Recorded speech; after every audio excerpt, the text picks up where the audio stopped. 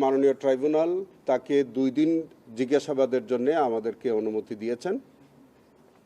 আমাদের ট্রাইব্যুনালের investigating officer তার সুবিধা মতো তিনি যে কোনো সময় পরপর 2 দিন তিনি জিজ্ঞাসাবাদ করতে পারেন, অথবা তিনি একদিন করেও জিজ্ঞাসাবাদ করতে পারবেন। সেই জিজ্ঞাসাবাদের পরে প্রাপ্ত তথ্যের ভিত্তিতে আমাদের প্রয়োজনীয় পরবর্তী কার্যক্রম গ্রহণ করা হবে। কি এমন তথ্য আছে তার কাছে যে আপনারা সেনসিটিভ একটা মামলার জিজ্ঞাসাবাদ করতে চান? তার তো সেনা আইনে বিচার শুরু হওয়ার অপেক্ষায় আছে।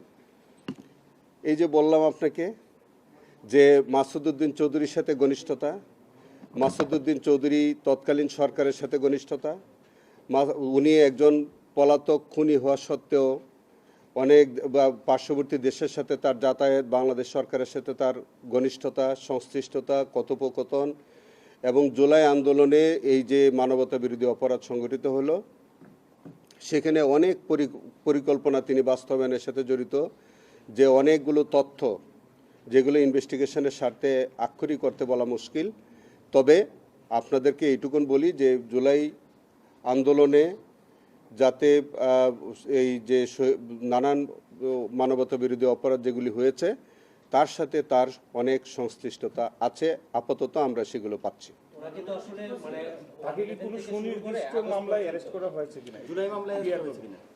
বিষয়টা হচ্ছে আমাদের এখানে সুনির্দিষ্ট মামলায় গ্রেফতার করার বিধান নাই বা লাগে না।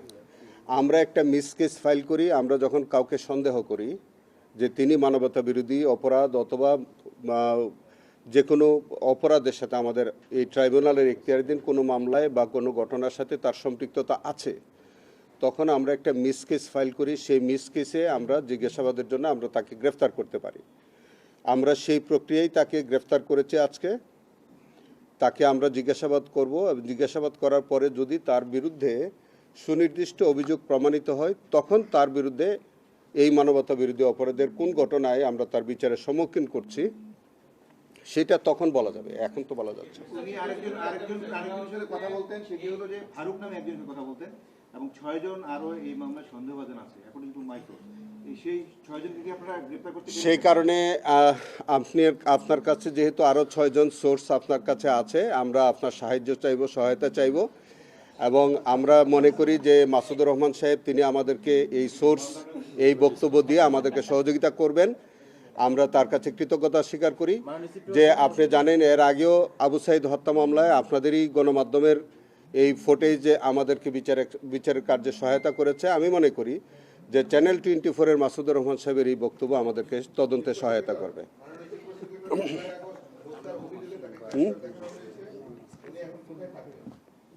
উনি যেখান থেকে এসছেন ওখানেই থাকবেন। তিনি এসছেন, তিনি আর্মি বাংলাদেশ আর্মির কাস্টডি থেকে তাকে আনা হয়েছিল, তিনি আবার সেখানে ফেরত যাবেন। আমরা যেদিন তাকে জিজ্ঞাসাবাদ করব আমরা সেখান থেকে রিকুইজিশন দিয়ে তাকে আমরা নিয়ে এসে জিজ্ঞাসাবাদ করে আবার সেখানে রাখবো।